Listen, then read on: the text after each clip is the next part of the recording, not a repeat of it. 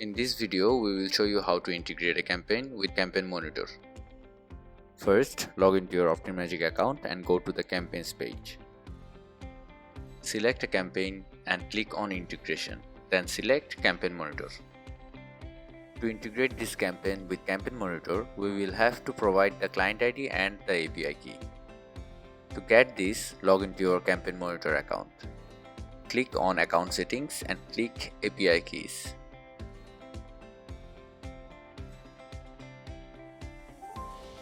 Copy the client ID and API key and paste them on the OptinMagic integration page.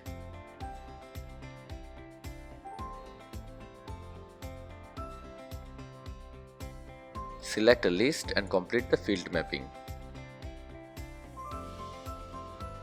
We can see that the integration is successful.